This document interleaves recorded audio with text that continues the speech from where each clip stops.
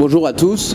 Je prends la parole au nom de la Ligue des jeunes promoteurs de boulangerie et de l'Union, représentée par mon jeune frère Yann, et la Ligue représentée par mon jeune frère Issa Kaboré, pour d'abord dire que nous avons été honorés d'être reçus par le Premier ministre et à peu près 8 à 9 membres du gouvernement.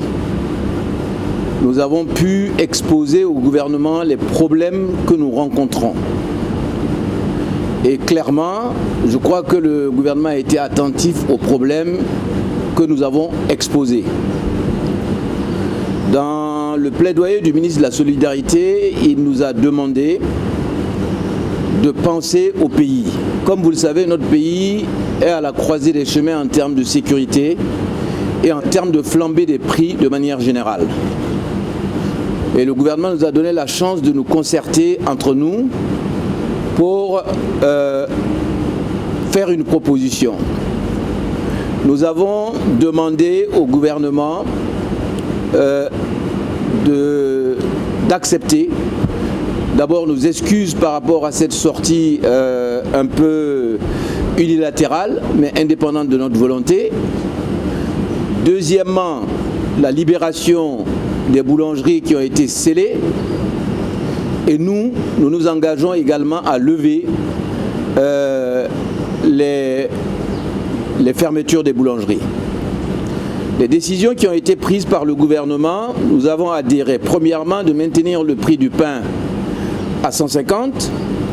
En contrepartie, le gouvernement va jeudi nous égrener les pistes de solutions complémentaires, à savoir une ligne budgétaire qui va permettre le financement de nos différents secteurs, pas seulement nous, mais tout ce qui concerne les produits de première nécessité, une réflexion sur le plan fiscal et bien sûr une réflexion également sur le poids. Et nous serons attentifs à ces décisions et ces propositions jeudi prochain.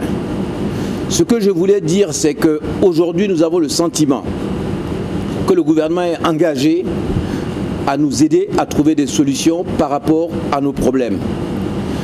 Il est de gaieté de cœur pour personne de vouloir abusivement augmenter les prix du pain. Donc nous présentons simplement nos excuses aussi à nos consommateurs qui ont un pouvoir d'achat limité.